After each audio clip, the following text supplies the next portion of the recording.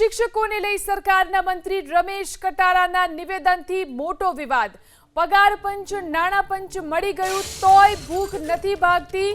વડીલોને પૂછો 500,000 રૂપિયામાં નોકરી કરતા હતા। વધુ પગાર મળવા છતાંય સરકાર સામે વિરોધ કરતા હોય છે। ઘણી વખત શિક્ષકો મોબાઈલમાં વ્યસ્ત હોય છે। ગોધરામાં એક કાર્યક્રમમાં કૃષિ રાજ્યમંત્રી રમેશ કટારાએ આ નિવેદન કર્યા। શિક્ષણની વાત કરું, આપણા બાપ દાદા વડીલોને પૂછજો, ઉંમરલાયકને પૂછજો, ગામની અંદર નિશાળ નથી। નિશાળ એક ગામમાં નિશાળ હતી, ત્યાં ઓરડા નહોતા, નીચે બીન ભણવા પડતો હતો અને 200 થી 500 રૂપિયા પગાર મળતો હતો। આજે પગાર, નાણાં પંચ, 8મો પંચ, 10મો પંચ, બધું કેટલું બધું પંચ મળી ગયું, તોય કદાચ ભૂખ નથી ભાગતી, તોય વિરોધ કરે। મિત્રો, મોદી સાહેબને વિરોધ કરે, સરકારનો વિરોધ। અરે આપણા વડીલોને પૂછો, 500,000 રૂપિયા નોકરી કરતા હતા, આજે કેટલો બધો પગાર મળે, તો કામ કરવા તૈયાર નથી। ઘણી વખતે શિક્ષક હોય, બીજા હોય, પૈસા પૈસા મોબાઈલમાં જ રહે। આપણે સુખી બીજા સુખી કરતા શીખાડો મિત્રો, બીજાને દુઃખી નથી કરો મિત્રો। માણસ ધરતી પર જન્મ લીધો તો એકવાર મનુષ્ય અવતાર લીધો, કંઈક સારું કરો, કંઈક વ્યવસ્થિત કરો, કંઈક સ્વસ્થ કરો, દુનિયા માટે કરો। આ મોદી સાહેબ કોના માટે કામ કરી કરે? તમારા માટે, આખી દુનિયા માટે। તો મંત્રી રમેશ કટારાના નિવેદનથી શિક્ષકોના સંગઠનોમાં જોરદાર આક્રોશ। શૈક્ષિક મહાસંઘે રમેશ કટારાના નિવેદનને વખોડ્યું। સમયાંતરે પગાર પંચનો લાભ આપવો સરકારે વર્ષોથી ગોઠવેલી વ્યવસ્થા છે। સરકારની મંત્રણા, ઠરાવ અને સૂચનાનું પાલન ન થાય ત્યારે ધરણા કરવા પડે છે। સમસ્યાઓ, રજૂઆતો માટે મંત્રી રમેશ કટારા મુલાકાતનો સમય આપે તેવું નિવેદન કર્યું મિતેશ ભટ્ટે। શૈક્ષિક મહાસંઘે એમને જણાવેલું છે પત્ર લખીને કે આ જે વ્યવસ્થા છે એ કેન્દ્ર સરકાર અને રાજ્ય સરકારની વ્યવસ્થા છે। કર્મચારીઓને પગાર પંચ આપવું એ એમની આર્થિક સદ્ધરતા સુધરે, એ પોતાનું જ્ઞાનવર્ધન કરી શકે, સારી વ્યવસ્થામાં રહી શકે, એ માટે વર્ષોથી ચાલતી વ્યવસ્થા છે અને સરકાર દ્વારા એ પૂરી પાડવામાં આવતી હોય છે। અને પોતાની આર્થિક જરૂરિયાત અનુસાર શિક્ષકો એનો લાભ લેતા હોય છે। બીજી બાબત જે કહેવામાં આવેલી છે કે એમની રેલી અને ધરણા, તો સરકારશ્રી સાથે થયેલી મંત્રણાઓનું પાલન ન થાય, સરકાર દ્વારા બનાવેલા ઠરાવોનું અમલ ન થાય, સરકાર દ્વારા આપેલી સૂચનાઓનું નીચેની બાજુએ અમલ ન થાય, શિક્ષકોને શિક્ષણ સિવાયની ઘણા બધા પ્રકારની કામગીરી કરવા માટે ફરજ પાડવામાં આવે અને એમાં પડતી સમસ્યાઓ છે એ લઈ અને શિક્ષકો સરકાર પાસે જતા હોય છે અને એના માટે સંગઠનની એક વ્યવસ્થા છે। સંગઠન જ્યારે સરકારને રજૂઆત કરે અને આ જે રજૂઆત છે એ જ ઘણી વખતે લાંબા સમય સુધી પડતર રહેતી હોય છે, પણ આ પ્રશ્નોનો ઉકેલ છે ત્વરિત થવો જરૂરી હોય છે, નહીં તો શિક્ષકોમાં આક્રોશની લાગણી બનતી હોય છે અને આ આક્રોશની લાગણી છે એ ન બને અને પોતાના પ્રશ્નો યોગ્ય રીતે ઉકેલાય એ માટે રેલી કે ધરણા આપવામાં આવતા હોય છે। તો સરકારના મંત્રી રમેશ કટારાના નિવેદનથી શિક્ષકો લાલઘૂમ। મંત્રી રમેશ કટારાના નિવેદનને શિક્ષકોએ વખોડ્યું। સાચી હકીકત જાણ્યા વગર મંત્રી બોલી રહ્યા છે। મંત્રીઓએ પોતાના ભત્તા અંગે પણ વિચાર કરવો જોઈએ।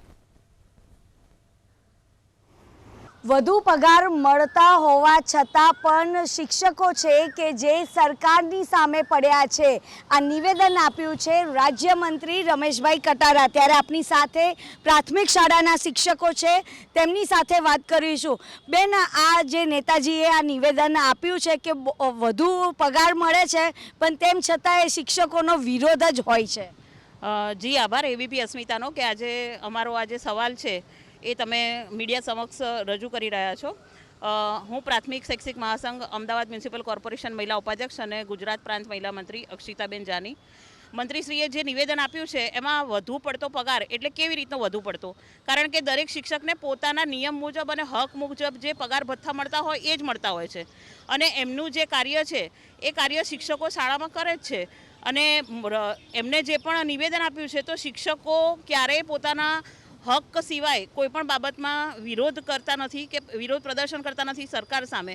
અને મંત્રીશ્રીને હું એવું કહેવા માંગીશ કે શિક્ષકો પોતાનું કામ તો કરે છે, પોતાના શાળાના બાળકોને તો ભણાવે છે, એ સિવાય સરકારની રાષ્ટ્રીય કામગીરીમાં સતત શિક્ષકોને દરેક બાબતમાં જોડી રાખવામાં આવે છે, જેવી કે BLOની કામગીરી હોય, વસ્તી ગણતરીની કામગીરી હોય, કોરોના હોય તો હોસ્પિટલોમાં ડ્યુટી હોય, તો પોતાના વિભાગ સિવાયના અન્ય વિભાગના બધા જ કામ જ્યારે શિક્ષકોના માથે સોંપવામાં આવે છે, તેમ છતાં શિક્ષકો એને રાષ્ટ્રીય કામગીરી ખંતભેર ઉમંગથી કરતા હોય છે અને પોતાની રાષ્ટ્ર પ્રત્યેની ફરજ અદા કરતા હોય છે, ત્યારે હું સખત શબ્દોમાં એમનું નિવેદન જે છે એને વખોડી કાઢું છું. મંત્રીશ્રીએ એવું પણ કીધું છે કે 8મું પગાર પંચ મળી ગયું છે, તેમ છતાંય તો જે શિક્ષકો છે તેમની ભૂખ નથી ભાગતી. મંત્રીશ્રીએ જે નિવેદન કર્યું છે કે 8મું પગાર પંચ, તો 8મું પગાર પંચની તો હજુ કમિટી બેઠી છે. 8મા પગાર પંચનો તો હજુ પૂરો નિર્ણય પણ થયો નથી. હજુ જોવા જઈએ તો 7મા પગાર પંચના પણ અમુક હજુ પગાર ભથ્થા છે જે શિક્ષકોને મળવાના બાકી રહ્યા છે. ઘણા શિક્ષકો તો મોબાઈલમાં વ્યસ્ત રહે છે એવું પણ નિવેદન એમને આપ્યું છે. ઘણા શિક્ષકો એટલે કયા શિક્ષકો, એવું કે ક્યાંય ધ્યાનમાં આવે તો 100% એના ઉપર એક્શન લેવા જોઈએ, પણ એવું કોઈ ધ્યાનમાં આવ્યું નથી. એટલે કોઈના કહેવાથી શિક્ષકો કામ આવી રીતે મોબાઈલમાં વ્યસ્ત છે એ બિલકુલ વ્યાજબી નથી. આવું ધ્યાનમાં આવે તો 100% એમને ઉપર એક્શન લેવા જોઈએ એવું શિક્ષક માને છે, પરંતુ આવું ક્યાંય અમારા ધ્યાનમાં આવ્યું નથી. અને આવશે તો અમે શૈક્ષિક સંઘના હોદ્દેદાર તરીકે એમને કહીશું કે આવું ના કરવું જોઈએ. આપણે બાળકોના હિત માટે કામ કરીએ છીએ તો એમનામાં જ આપણે વ્યસ્ત રહીશું.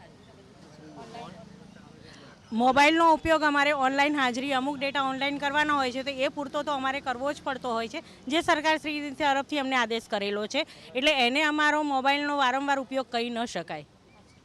મોબાઈલની અંદર કેટલા પ્રકારની કામગીરી શિક્ષકોને સોંપવામાં આવે છે એ પણ મંત્રીશ્રીના ધ્યાનમાં હોવું જોઈએ કે સવારમાં આવતાની સાથે તો પહેલાં બાળકોની ઓનલાઈન હાજરી કરવી, બાળકોના મધ્યાહન ભોજનની હાજરી કરવી, શાળામાંથી આચાર્ય દ્વારા જે પણ માહિતીઓ મંગાવવામાં આવે છે એ બધી ઓનલાઈન આપવાની હોય છે. અને સવાર પડતાની સાથે તો ઠીક, પણ રાત્રે માણસ સૂતું હોય ત્યારે પણ ઓનલાઈન માહિતીઓ માંગવામાં આવે છે. એ માહિતીઓ લિંક દ્વારા ભરવાની હોય છે. એટલે સરકારી જે પણ માહિતીઓ છે એ બધી શિક્ષકોને મોબાઈલથી જ આપવાની હોય છે. એટલે શિક્ષક ના ઈચ્છવા છતાં પણ મોબાઈલ હાથમાંથી મૂકી શકે નથી. અમે તો એવું જ કહેવા માંગીએ છીએ કે તમે મોબાઈલ પર સંપૂર્ણ પ્રતિબંધ મૂકી દો અને મોબાઈલ દ્વારા માહિતી માંગવાની જ બંધ કરી દો. કારણ કે આ વોટ્સઅપના માધ્યમથી જે પરિપત્રો આવે છે, જે માહિતીઓ માંગવામાં આવે છે ને, એનો અમે સંગઠન દ્વારા સંપૂર્ણ વિરોધ કરીએ છીએ. અમારે મોબાઈલ જોઈતો જ નથી. આજે અમારા બાળકોને કંઈક નવું શીખવાડવું હોય તો શાળામાં જે સ્માર્ટ ટીવી આપ્યા છે એની અંદર ડેટા પણ શિક્ષકો પોતાનો વાપરે છે.